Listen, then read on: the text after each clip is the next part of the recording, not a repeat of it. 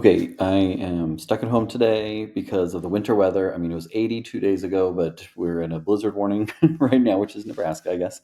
But this article just dropped, and I actually commented on this on a parents.com article. So I was got like an advanced copy before the embargo was lifted on this Consumer Reports. But essentially, the Consumer Reports tested a bunch of baby formulas for lead and arsenic and plastics and all those sorts of things, and unfortunately, some of them were positive. Now, there's a couple things to know about this, and this goes through and talks about it. Obviously, like having safe formula is important.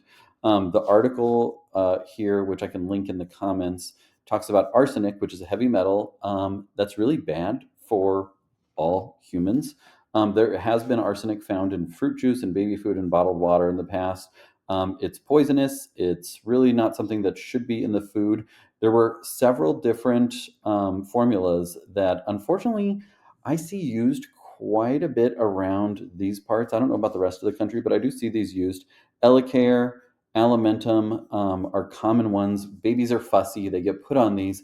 Oftentimes they just get left on these, which is really frustrating to me because not only are they, have obviously higher levels of arsenic, bad, but they're also extremely expensive and parents get left on these. They start them because their baby is fussy at 3 months old. Maybe they needed them, maybe they didn't. But then they go for a whole year on these because nobody ever said, hey, you're on this expensive hypoallergenic formula. Do you actually still need that? Or can we ratchet things down to a more normal, more cost effective, and in this case, safer formula choice? Um, the experts say, here's the biggest line: there is no excuse for having arsenic in baby food or formula. Absolutely none. The industry should be bending over backward to make sure it's not there. Lead is another one. So lead is not safe at any dose, but the problem with lead is that it's in the soil, and things that grow in the soil are often healthy for us as well. And so because lead is in the soil, we can't completely remove all of lead, but we want to make sure that lead is kept at a low level. There were a couple of formulas here where the lead level was above the range for the maximum allowable dose for that, and I'll show you those there. But one thing that one of the pediatricians cited here says it's virtually impossible to get to zero with lead. The lower is obviously the better. There's no safe level exposures, but babies do need to eat. And so we do have to make those decisions about how to limit lead exposure while also making sure that babies eat food, both formula and then for baby foods as well. PFAS is one of those plastics forever sorts of chemicals that are in the environment and in the body. And there were a couple of different formulas that had those. I'll show you those again below as well, along with BPA and acrylamide, which are harmful to babies' health as well and used in plastics.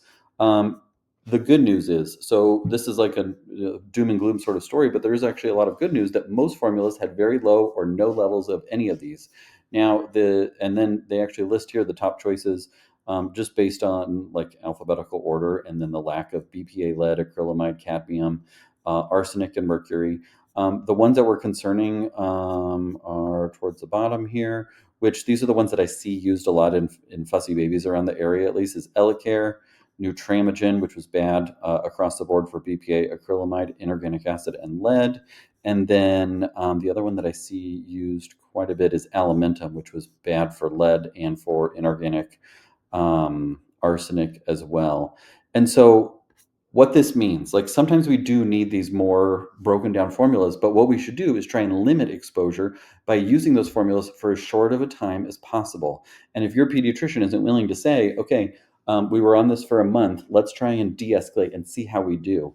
Oftentimes we got a fussy baby and immediately they jump to these really expensive formulas that are hypoallergenic, extensively hydrolyzed, all those sorts of things, but we never do a more root cause investigation, and then we just leave them on that formula for an extended period of time, up to a year, which is both extremely expensive and obviously gets them exposure to a lot of different chemicals and toxins that we don't want them to be exposed for, when there are a bunch of other more affordable options that are also safer. And so hopefully that makes sense and shed some light. Drop comments or questions below.